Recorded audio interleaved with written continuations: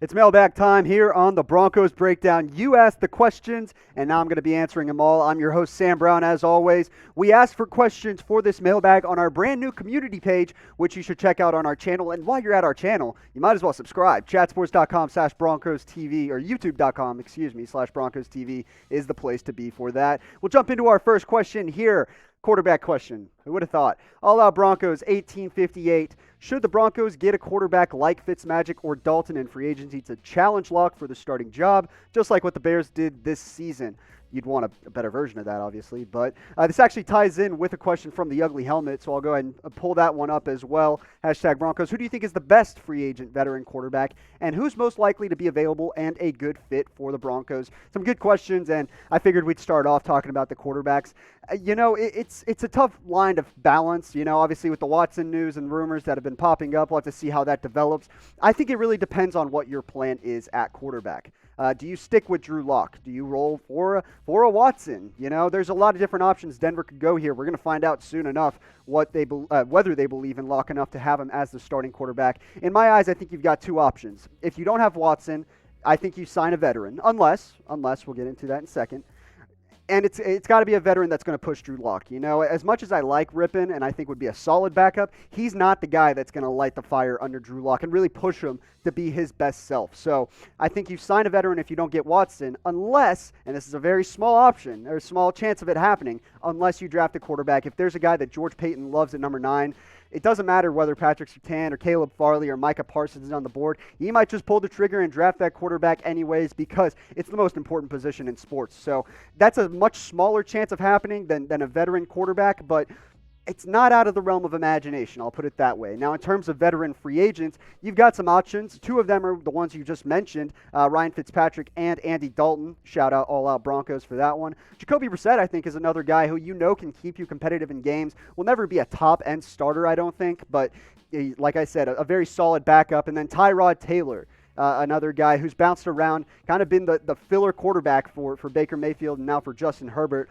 Another guy who could win you games and keep you in games, maybe not, get you to a playoff push, but, you don't find out until you sign him. But I'll start with this question for you right now. It's the pinned comment. First comment below this video. All you have to do is type one letter here. Will Drew Lock start week 1 for Denver? You can type Y for yes, or you can type N for no. You've got two options, and it's just two pushes of a button. Y, send, and send. So get your votes in down below. I want to see what you think. Will Drew Lock start week 1 for Denver? All right, next question coming in from Hubie DuBois. To quote Mitchell Renz, Hubie, get a picture. For #Broncos, do you see us getting a wide receiver in the mid-rounds? Another good question. You guys are bringing it today. As I look at our wide receiver depth chart, I think the top 3 is pretty much set. I'm very happy with rolling out Sutton, Jeudy, and Hamler as wide receivers 1, 2, and 3, unless John Elway, George Paton find a wide receiver they really like and they decide to supplant Hamler or bring some competition to KJ Hamler in training camp. I think would be the only way we see any major changes in that top row in the receiving core. I think one main question is whether Tim Patrick will come back. He's a restricted free agent, as you saw there on the depth chart, and flashed last season, best season of his career, 740 yards, 6 touchdowns, really shined with Courtland Sutton out, kind of was that second receiver for the Broncos. If the Broncos bring him back, I'm comfortable with the wide receiver core we have right now. If he doesn't come back, if a team offers him more money in free agency and the Broncos decide to let him go, at that point, I think you look at day 2, day 3, see if there's a wide receiver out there, a Sage Surratt type or something, who kind of fits that mold that Tim Patrick was and could probably fill in that spot, maybe even challenge for a wide receiver 3 spot. But again, this is a show for the people, by the people, so you get to decide, would you rather bring back Patrick, you can type P, sign a wide receiver, you can type S, or if you want to go to the draft to find a wide receiver, you can type D. Doesn't have to be day 1, doesn't have to be day 2. It can be at any point in the NFL draft. But if you think that might be a better viable option than Tim Patrick and bringing him back, I want you to type D or type S. But let me know in the comments. Next question coming in from Mark. Should the Broncos get any O-linemen in free agency or the draft? This is a tough one because I think that the Broncos, it's probably their third biggest need, I would put it right now, behind linebacker, cornerback, is really bolstering that offensive line. I think you really look at two different things as you look at this depth chart. One is this right tackle spot in Juwan James, and bringing in competition for Juwan James I think is key. And the other one I think is bolstering the depth on the interior. I like Dalton Reisner. Graham Glasgow has had his moments as well, but Elijah Wilkinson's going to be a free agent. I think they could afford to maybe sign a veteran on the cheap or draft a young guy to really challenge those interior linemen and challenge Juwan James especially, who opted out of the 2020 season and really hasn't brought us anything since signing a couple years ago. So that's the latest, I think, on the offensive line. I think things will change over the weeks and months to come, certainly as free agency approaches. And as we get into the draft, I think you'll have a much better clue of where they want to look to improve that offensive line.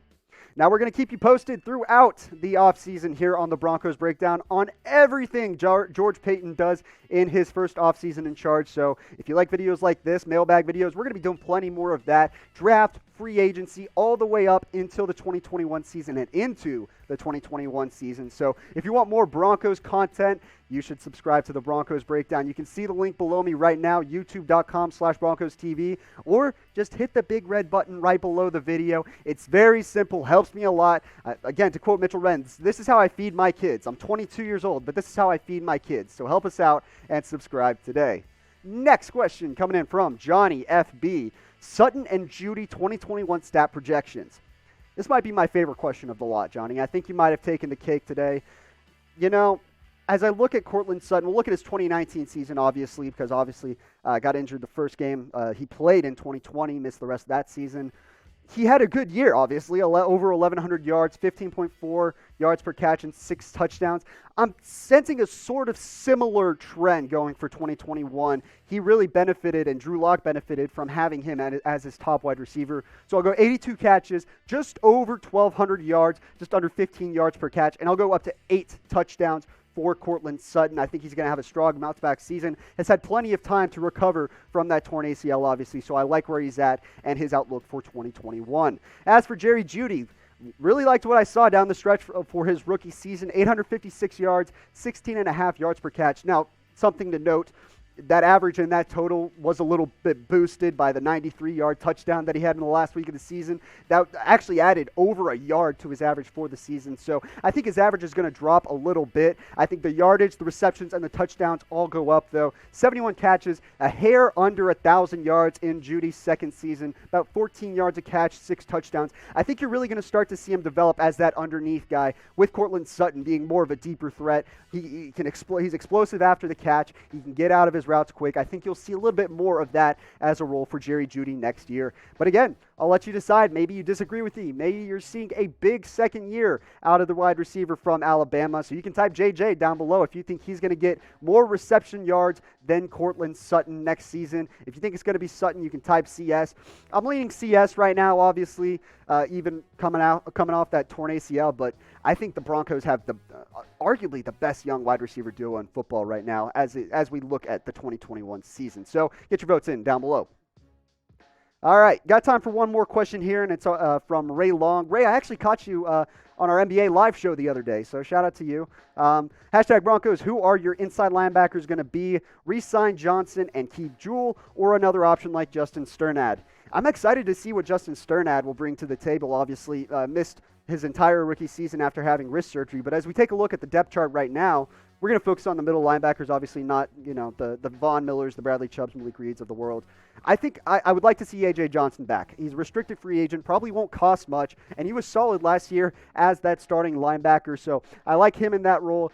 I saw flashes from Jewell. Regardless of what happens, I think that the Broncos should look to add a linebacker, a young linebacker preferably in the draft, someone on day 2 or day 3, unless you're leaning, obviously, Michael Parsons, just to provide some competition, again, in that middle linebacker spot will be very key for the Broncos.